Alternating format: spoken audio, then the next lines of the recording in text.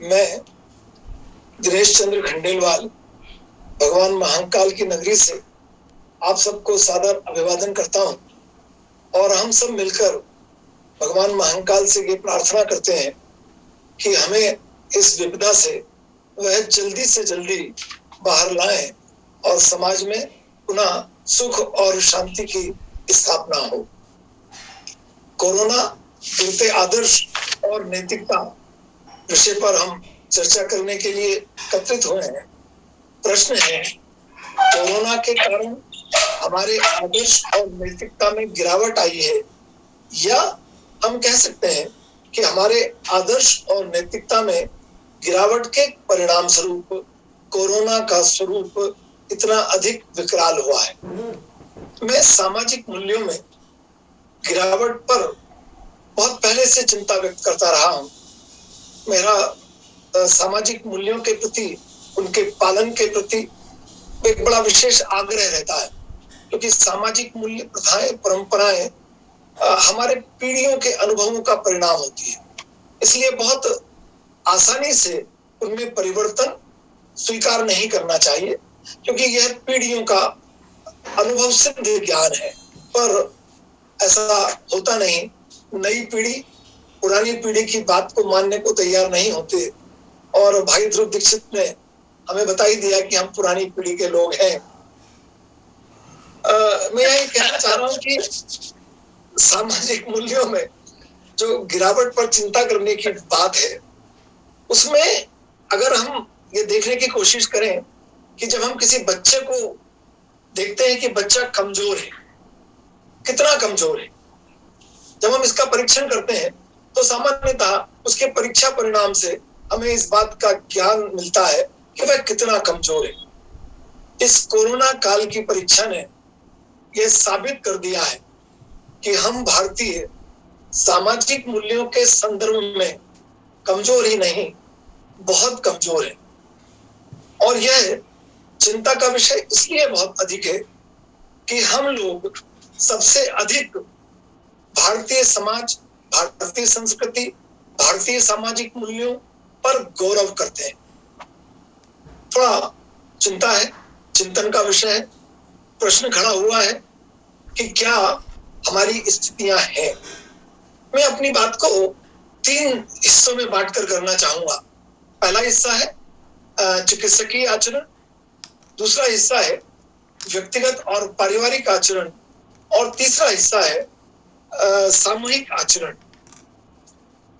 देखिए, जब आप आदर्श और नैतिकता की बात करते हैं और उनके पालन करने की अपेक्षा रखते हैं, तो यह जीवन के किसी एक क्षेत्र से संबंधित नहीं होती, ये अकेले नहीं होते, ये एक दूसरे से जुड़े हुए होते और एक मूल्य दूसरे मूल्य से संबंधित होकर ही समाज में सामाजिक व्यवस्था का निर्माण करते हैं। वे परिस्थितियां निर्मित करते हैं जिसमें हम सामाजिक मूल्यों का पालन करने के लिए प्रेरित होते हैं। जब हम विद्यार्थी थे तब पीएमटी के माध्यम से चिकित्सा शिक्षा के क्षेत्र में विद्यार्थियों का प्रवेश होता था और योग्य विद्यार्थी, गरीब से गरीब का लड़का, पीएमटी की परीक्षा में पास होकर डॉक्टर बनने का सपना देख सकता था। वह पास होता था, पढ़ने जाता था और डॉक्टर बनके जब वह समाज के समक्ष आता था तो उसमें स्वतः समाज सेवा की भावना हुआ करती, क्योंकि उसकी परिस्थितियां आर्थिक ऐसी नहीं थी कि वह चिकित्सा शिक्षा का खर्च उठा सके, पर समाज, राष्ट्र, सरकार ने यह दायित्व निभाया और उसका परिणाम यह हुआ कि उसको प्रेरणा मिली कि उसे भी समाज, राष्ट्र और परिवार के प्रति अपने दायित्वों का निर्वहन करना चाहिए। आप वर्तमान स्वरूप जानते हैं। इसी में एक बात को और ऐड करूंगा कि जब मैं उच्च शिक्षा के प्रारंभिक वर्षों में ग्रामीण अंचल में पदस्थ था, आप जानते हैं ग्रामीण अंचल में सामाजिक संबंधों का एक अलग स्वरूप होता है। सब अधिकारी, हम लोग शिक्षक लोग, डॉक्टर्स एक दूसरे से परिचित हुआ करते थे, बातचीत हुआ करती थी, निकट संपर्क में थे। तो जब चिकित्सकों से घूमने फिरने की, मनोरंजन की, यात्रा पर जाने की बातचीत हुआ करती थी, तो वे जब अपना प्रोग्राम बनाते थे तो वे ये देखा करते थे कि कौन से समय में उनका सीजन आने वाला। मैंने सीजन शब्द का प्रयोग इसलिए किया कि हम सामान्यतः मौसम के परिवर्तनों के काल में बीमार, और जब हम मौसम के परिवर्तन के काल में बीमार पड़ते हैं तो वो डॉक्टरों के लिए सीजन का समय है। उस समय आप उनके पास जाते हैं, वो आपकी चिकित्सा करते हैं, आपसे सामान्य फीस लेते हैं और उससे उनका जीवन उनके जीवन की जो महत्वपूर्ण आवश्यकता है वो पूरी। पर उस काल में कहीं भी लालच और समाज के शोषण की भावना उस चिकित्सक के मन में नहीं थी, ना होती थी। क्योंकि उसके पीछे कारण क्या था? क्योंकि हम अगर कारण को समझने की कोशिश करें तो वही बात आती है जो मैंने अभी पूर्व में कही थी कि पीएमटी के माध्यम से चयन हुआ और वह गरीब का बच्चा भी डॉक्टर बन गया। आज क्या है? आज जब आप शिक्षा की बात करते हैं, खासकर चिकित्सा शिक्षा की, तो आप जानते हैं कि चिकित्सा शिक्षा में प्रवेश पाना कितना कठिन है,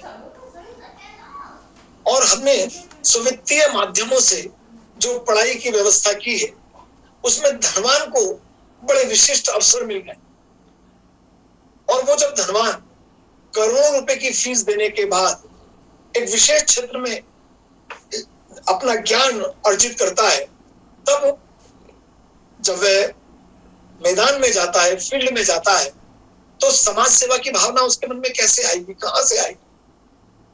वह तो सीधे सीधे वो जो उसने बोया था उसको काटने के बारे में सोचता है। और ये जो नैतिक मूल्यों का क्षरण जो हो रहा है, जिसको कि मैं चिकित्सकीय संदर्भ में बात कर रहा हूं, इसको केवल चिकित्सकीय क्षेत्र तक ही सीमित करना भी बेईमानी होगी। क्योंकि आप देखिए, सब्जी वाला ज्यादा सब्जी पैदा करने के लिए कीटनाशक दवाओं का भरपूर प्रयोग कर रहा है। वह सब्जी का रंग अच्छा हो और बाजार में उसको सब्जी का अच्छा मूल्य मिले, वो केमिकल युक्त पानी से उसको धो रहा है। दूध वाला जो आपको दूध देने आ रहा है वो उसमें मिलावट कर रहा है। किराने वाला जो आपको किराना दे रहा है वो उसमें मिलावट कर रहा है। तो जब हम जीवन के सभी क्षेत्रों में मिलावट, बेईमानी, भ्रष्टाचार देख रहे हैं, जब हम नैतिक पतन देख रहे हैं, तब हम कैसे अपेक्षा कर सकते हैं कि इस समाज में रहने वाले जो नवयुवक हैं, जो शिक्षा प्राप्त कर रहे लोग हैं, नई पीढ़ी के लोग हैं, वे कैसे ईमानदारी, नैतिकता, त्याग, सेवा और समर्पण के सामाजिक मूल्यों को ग्रहण करेंगे, नैतिक मूल्यों को ग्रहण करेंगे। मैं दूसरे संदर्भ में अगर बात करना चाहूं तो मैंने कहा था कि मैं व्यक्तिगत और पारिवारिक आचरण के संदर्भ में बात करूंगा।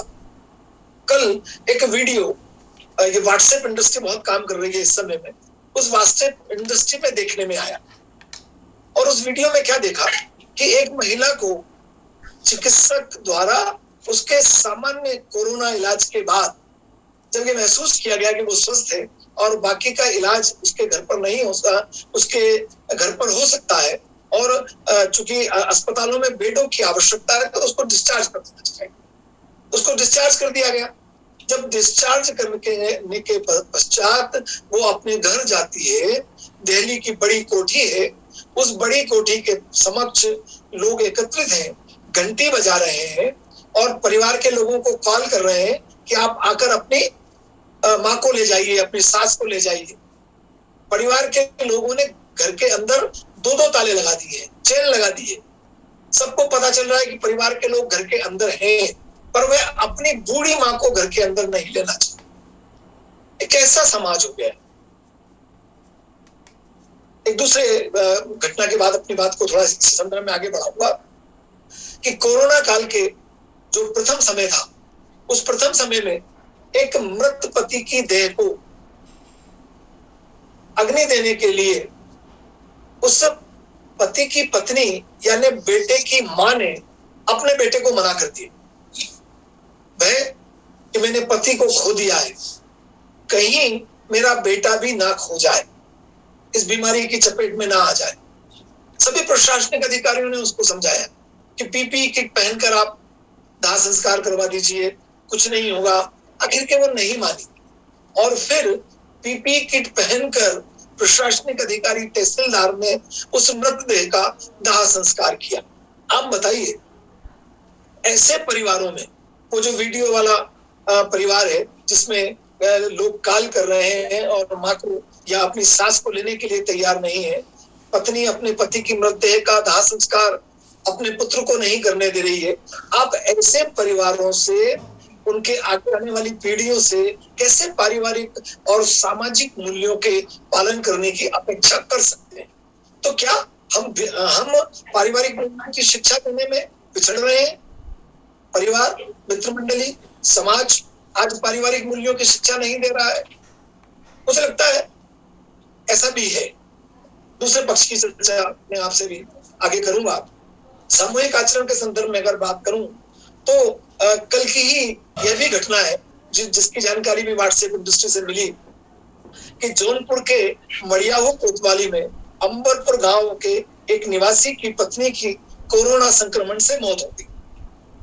गांव के लोग उसको अपने गांव में अंतिम संस्कार नहीं करने दे रहे हैं। पति, बूढ़ा पति साइकिल पर लिए अपनी पत्नी को घूम रहा है, दाह संस्कार की जगह ढूंढ रहा है। आखिर के क्या हो रहा है? हमारी मानवता कहाँ खो गई है? आखिर ऐसी कौन सी मजबूरी है कि हम इस दर्दनाक दौर में भी दूसरों की मदद करने को लिए तैयार नहीं है, अपने परिवारजन की मदद करने को तैयार नहीं है? ये बहुत चिंता का विषय। ये हमारे समाज में नैतिक मूल्यों की वर्तमान स्थिति पर बहुत गंभीर प्रश्न चिन्ह है। व्यक्ति जैसे होंगे वैसा समाज होगा। बालकों में नैतिकता का विकास स्वाभाविक रूप से सामाजिक जीवन की देन है और नैतिकता को सामाजिक जीवन से अलग कोई आप वस्तु नहीं मान सकते। बहुत सारे विचारकों का यह मत है कि नैतिकता को ग्रहण किया जाता है, उसे पढ़ाया नहीं जा सकता। यह बात यह साबित करती है कि आप जो पढ़ाएंगे और जो व्यवहार में होगा उन दोनों में अगर समानता है तब वो अगली पीढ़ी तक वो सीख जाएगी। और यदि ये समानता नहीं है तब फिर इसके अभाव में, इस समानता के अभाव में नैतिकता की शिक्षा देना, नैतिकता की बात करना असंभव है। कथन और कार्य में अंतर है। तो बालक कथन से ग्रहण करेगा, नहीं कार्य से ग्रहण। आप जो काम कर रहे हैं वो स्वाभाविक रूप से देख रहा है। यदि आप अपनी दुकान में मिलावट कर रहे हैं, बच्चा उस मिलावट को होते हुए देख रहा है और आप बच्चे को ईमानदार होने की सीख देना चाहते हैं, कैसे संभव? यदि आप स्वयं ईमानदार और नैतिक नहीं है तो आप अगली पीढ़ी से स्वयं यह अपेक्षा नहीं कर सकते कि वह नैतिक और ईमानदार हो। रिश्तों में जो व्यावसायिकता की लहर चल रही है उसका परिणाम यह है कि आज हमारे पारिवारिक, सामाजिक और मित्रता के रिश्ते लगभग खत्म हो गए। अब रिश्ते दिलों के नहीं रहे, ये लाभ हानि का सौदा हो गया। अभी एक मैडम ने उदाहरण दिया था मित्रता वाला, वो ये साबित करता है कि वो संबंध मित्रता का नहीं लाभ हानि का हो गया। पर निराशा के बाद में बहुत सारी आशा की किरणें हैं।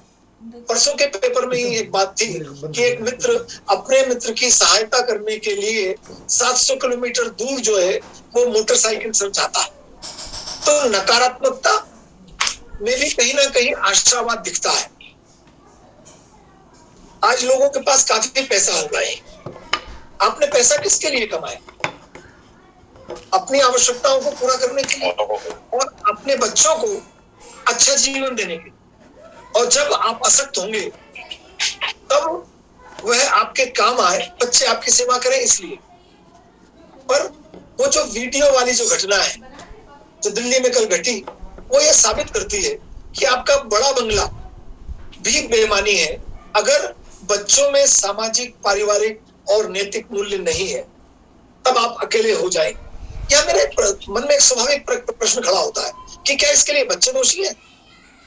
या मुझे कभी कभी ऐसा भी लगता है कि वह माँ जो आज बाहर इंतजार कर रही है कार में बैठी हुई, कहीं ऐसा तो नहीं है कि जब वह नवयुवती थी, जब वह नई बहू थी, जब वह समर्थ थी, तब उसने भी अपने रिश्तेदारों को इस तरह नजरअंदाज किया हो, और बच्चों ने स्वाभाविक रूप से उसको देख लिया और सीख लिया हो, और उन्होंने भी ये मान लिया हो कि ऐसा भी चलता है, और वह वैसा भी जो चलता है वो उसी माँ पर लागू हो गया। बहुत अजीब बात है कि मैंने आपसे अभी उदाहरण स्वरूप कहा कि वो हम जब पढ़ते थे तब पीएमटी में, कुछ दशकों पुरानी बात है, बहुत पुरानी बात नहीं है, और एक छोटे से अंतराल में हमारी पूरी समाज की सामाजिक व्यवस्था में बहुत बड़ा बदलाव आ गया। नई पीढ़ी पर सब तरह के आरोप धर देना, मैं उससे सहमत नहीं हो पाता हूं। मेरा ऐसा मानना होता है कि नई पीढ़ी हो सकता है कि आपकी बहुत सारी बातों को ना सीख रही हो, ना मान रही हो, क्योंकि उसके सामने आज एक अलग ढंग का वैज्ञानिक समाज है, वैज्ञानिक प्रौद्योगिकी है जो आपके पास नहीं थी, पर आपके आचरण को वो देखती है। उस प्रौद्योगिकी के बाद भी वह आपके व्यक्तिगत आचरण का मूल्यांकन करती है। इसलिए बच्चों को कथन से मत सिखाइए, नई पीढ़ी को कथन से मत सिखाइए, उसे अपने आचरण से सिखाइए।